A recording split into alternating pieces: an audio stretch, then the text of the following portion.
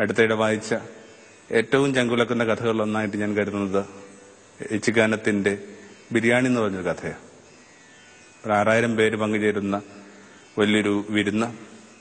സ്വാഭാവികമായിട്ട് അതിനകത്ത് ഒത്തിരി കാര്യങ്ങൾ ബാക്കി വരും.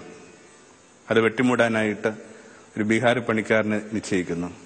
അയാൾ വലിയൊരു കുഴിയൊക്കെ ഉണ്ടാക്കുന്നു. അയാൾക്ക് എന്തിനാണ് ഈ കുഴി ഉണ്ടാക്കുന്നതെന്നും ആദ്യം പിടുത്തം കിട്ടണില്ല.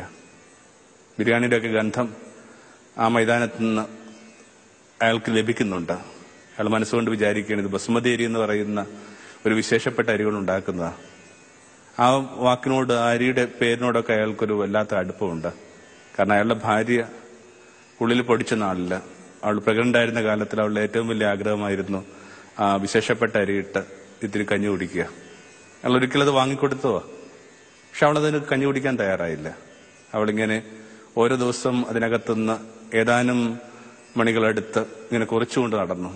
ഒരു ദിവസം കഞ്ഞി കുടിച്ചാൽ തീർന്നു പോകുമെന്ന് ഭയന്നിട്ട് അവൾക്കതിനോടുള്ള ആ മമതയും ഒക്കെ ഓർത്തിട്ട് തെല്ലുവേദനയിലും കുറച്ച് ഫലിതമായിട്ടുമൊക്കെ അയാളുടെ കുഞ്ഞിനിട്ട പേരായിരിക്കണം ബസ്മതി. അരിയുടെ പേര് തന്നെ മകൾക്കിട്ടിരിക്കുന്നത്. ഇതൊക്കെ ഓർത്ത് അയാളിങ്ങനെ കുഴി കുടിച്ചുകൊണ്ടിരിക്കുമ്പോൾ വലിയ ഇങ്ങനെ ബിരിയാണി ചെമ്പുകൾ ഇങ്ങനെ പൊട്ടിക്കുക പോലും ചെയ്യാതെ ഇതേ കുഴിയിലേക്ക് ഇടുക. ഇതെല്ലാം കഴിഞ്ഞിട്ട് അയാളോട് അവരാവശ്യപ്പെടുകയാണ്, ഇത് ചവിട്ടിത്താഴ്ത്തും. അയാളെങ്ങനെ ചവിട്ടിത്താഴ്ത്തും? അയാളിങ്ങനെ കൂനിപ്പിടിച്ചിരിക്കുമ്പോൾ ആരോ ഇത്തിരി കൊച്ചു വർത്തമാനങ്ങളൊക്കെ ചോദിക്കുന്നുണ്ട്. വീട്ടിലാരൊക്കെ ഉണ്ട്?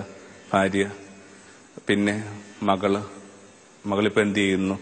അവൾ മരിച്ചുപോയി. എങ്ങനെ മരിച്ചു? വിശന്നിട്ട്. ആ വാക്കിങ്ങനെ ചൂണ്ടക്കുളത്ത് കണക്ക് നമ്മുടെ ചങ്കിലേക്ക് വന്ന് വീഴുന്നു.